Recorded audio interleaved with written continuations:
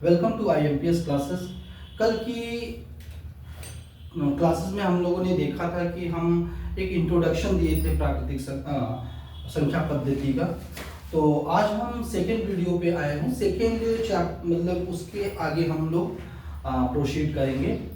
तो ये class 9 Hindi medium के बच्चों के लिए काफ़ी उपयोगी क्लासेस हैं और हम अध्याय 1 संख्या पद्धति नंबर सिस्टम के बारे में पढ़ रहे हैं। अगर हम रिवाइज करें, एक छोटा सा रिवीजन कल का अगर हम देखें तो हमने आपको बताया था कि प्राकृतिक संख्याएं क्या होती हैं। तो मैंने आपको बताया था कि वे संख्याएं जिसको हम काउंट कर सकते हैं 1 2 3 4 5 6 या फिर 1 2 3 4 5 6 एक्सेट्रा, वो इन्फिनिटी तक जाता है। तो ऐसी संख्याएं जिसको हम गिनने में यूज करते हैं, काउंटिंग में यूज करते हैं, उसको हम लोग प्राकृतिक संख्याएं कहते हैं।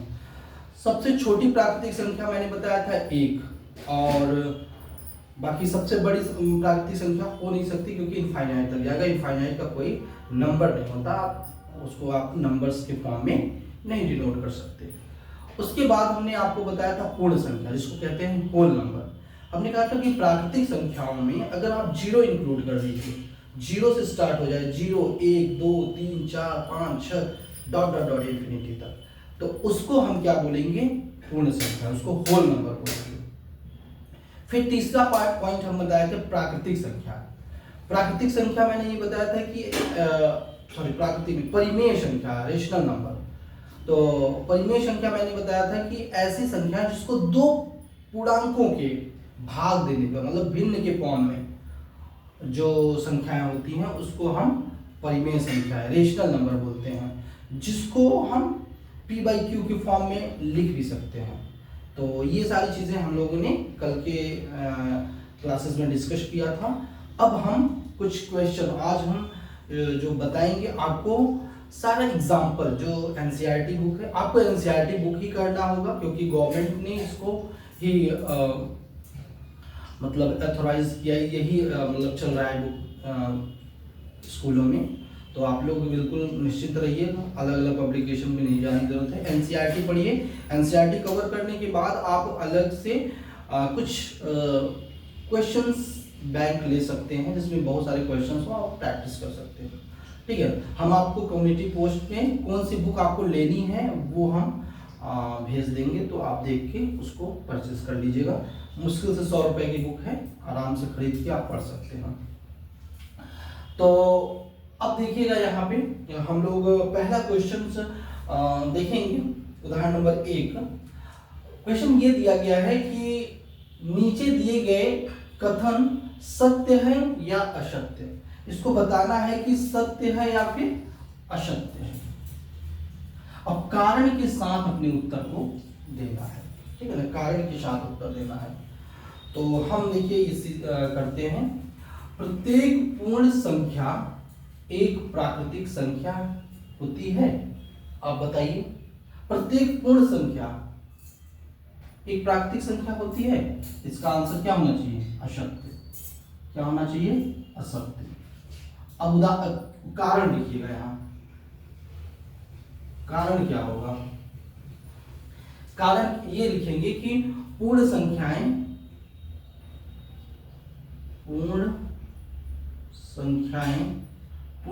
क्या होती हैं? 0 1 2 3 डॉट डॉट डॉट इन्फिनिटी तक। क्या जीरो जीरो प्राकृतिक संख्या है? नहीं। यहां पे लिखेंगे अतः 0 एक प्राकृत संख्या नहीं। ठीक है ना, इतनी बातें आपको बतानी है कि आप से क्वेश्चन पूछा कि प्रत्येक पूर्ण संख्या एक प्राकृतिक संख्या होती है, असत्य कथन है। उसका कारण ये हो गया कि पूर्ण संख्याएं जो कि 0 से शुरू होती हैं, 0 1 2 3 4 डॉट डॉट इन्फिनिटी तक, तो इसमें देख रहे हैं अतः 0 एक प्राकृतिक संख्या नहीं है, तो इसलिए हम कह सकते हैं कि वो कथन सत्य है। अब यहां पे देखिएगा, प्रत्येक पूर्णांक, क्वेश्चन क्या है देखिएगा ध्यान से, प्रत्येक पूर्णांक एक परिमेय संख्या होती है। अब आप इसका आंसर बताइए। प्रत्येक पूर्णांक एक परिमेय संख्या होती है, यस सत्य है। ये क्या है? सत्य है। उसका वजह क्या है, कारण क्या है? देखिए कारण हम बता रहे हैं आपको। कारण ये है कि पहले हम क्या लिखेंगे, पूर्णांक। तो पूर्णांक संख्याएं क्या हो जाएंगी, देखिए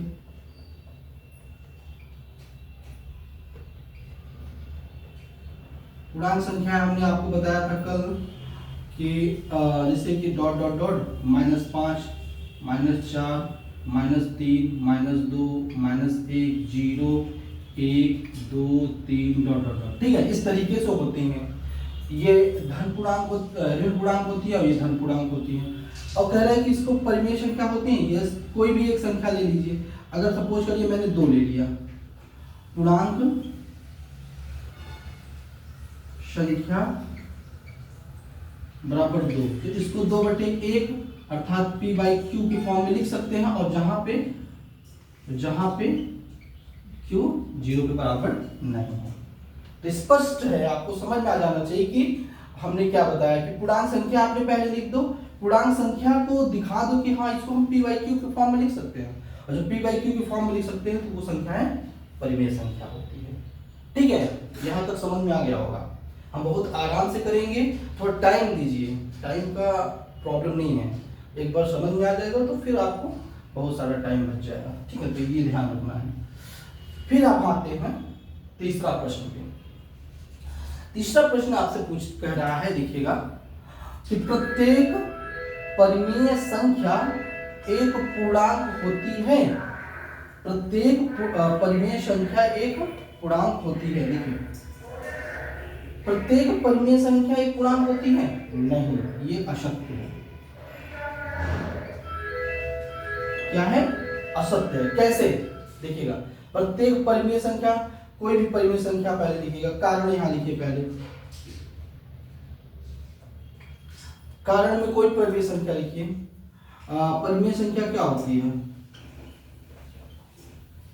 परिमेय संख्या जिसको p/q मान लीजिए 1/2 के फॉर्म में लिख दिया। मान लीजिए परिमेय संख्या 1/2 है, तो क्या 1/2? अतः यहाँ पे लिख सकते हैं, अतः 1/2 एक पूर्णांक नहीं है। सही है, ऐसे बोल दीजिए। ठीक है, तो इस तरीके से ये तीनों प्रश्न को समझना था, करना था। मैं एक बार रिवाइज करा देता हूँ। पहला है कि प्रत्येक पूर्ण संख्या एक प्राकृतिक संख्या है, असत्य, क्योंकि 0 इसमें आता है और 0 प्राकृतिक संख्या नहीं होती। प्रत्येक पूर्णांक एक परिमेय संख्या होती है, यह सत्य है, क्योंकि पूर्णांक को हम p/q के फॉर्म में लिख सकते हैं, यहाँ पे मैंने बताया है। प्रत्येक परिमेय संख्या एक पूर्णांक होता है, असत्य है। क्यों? क्योंकि हमको p/q के फॉर्म में लिखना 1/2 और 1/2 कोई